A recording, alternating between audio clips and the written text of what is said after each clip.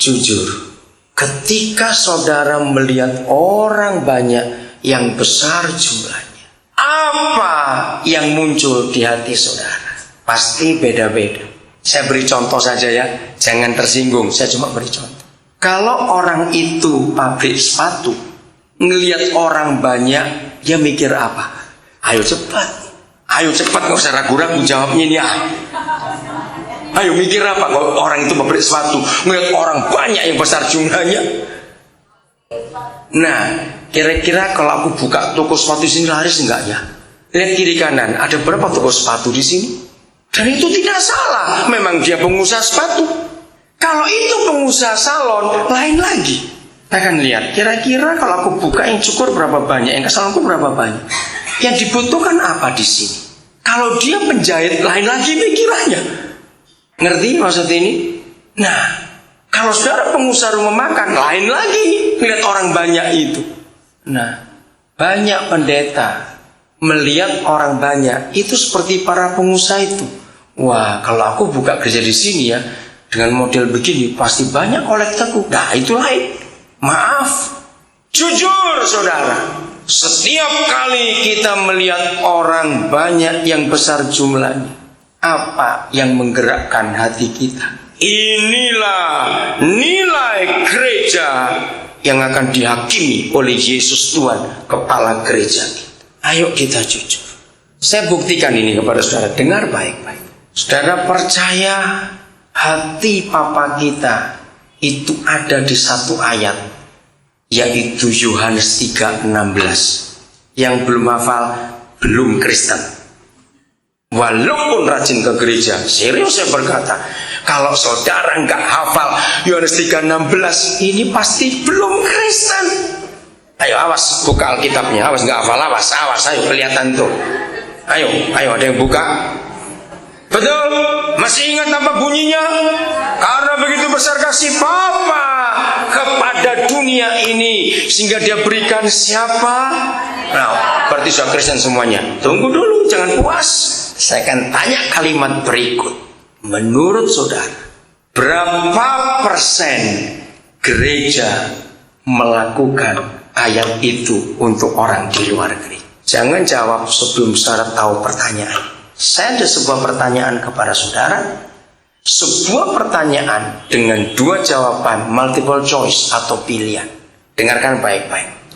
Menurut saudara, Bapa di surga dan Tuhan Yesus, menurut saudara, A, jawabannya, lebih senang dibuatkan gedung gereja yang mewah dan megah dengan program ibadah yang wah hebat, atau B, dicarikan orang-orang yang belum kenal dia supaya orang-orang itu kenal dia, atau B, wih pintar semuanya, tepuk tangan buat diri sendiri. Lu yang gak usah ragu-ragu karena saudara hebat. Betul B jawabannya? Betul.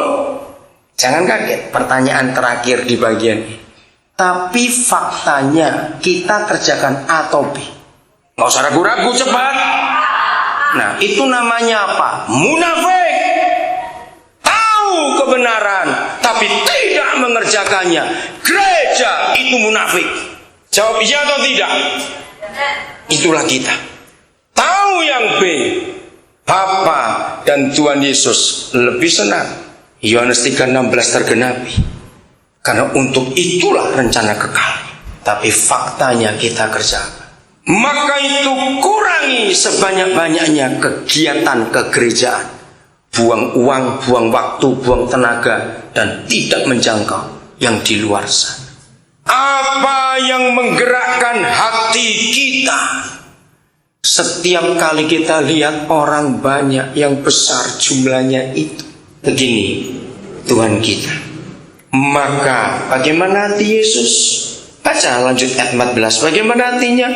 Tergeraklah hatinya oleh apa? Belas kasihan kepada mereka. Dan Yesus buat apa selanjutnya? Menyembuhkan mereka yang sakit. Ingat.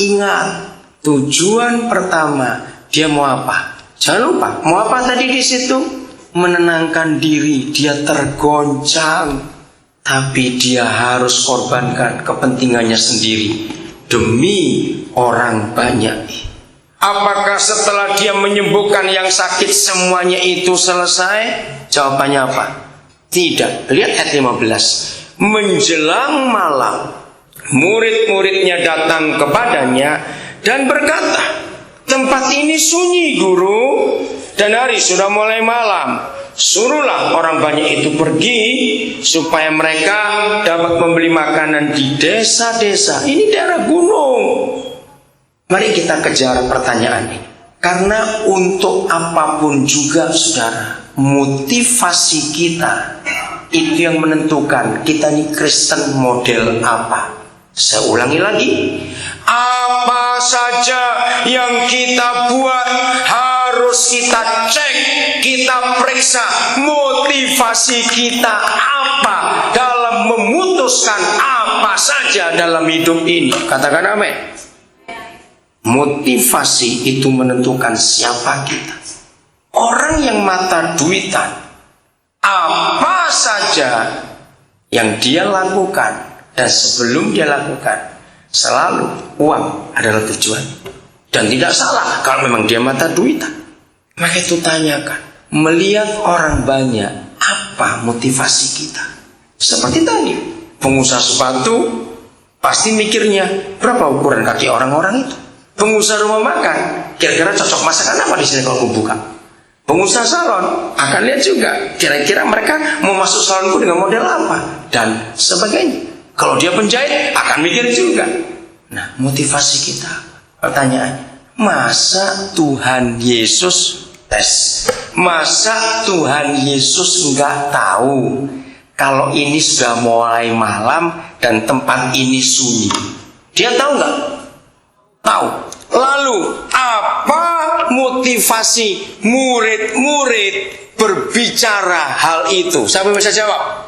Cepat, nggak usah sibuk, sudah biar aja, nggak apa-apa. Apa motivasinya? Ayo coba jawab. Ayo, pasti ada beragam nanti itu. Apa motivasinya? Murid-muridnya memberitahukan gurunya kalau hari itu sudah malam, menjelang malam dan tempat ini sunyi. Kan dia juga sudah tahu. Coba jawab, apa motivasi mereka? Iya, betul. Supaya mereka pulang, itu betul. Tapi dasar motivasinya bukan itu. Pelit, nggak mau repot.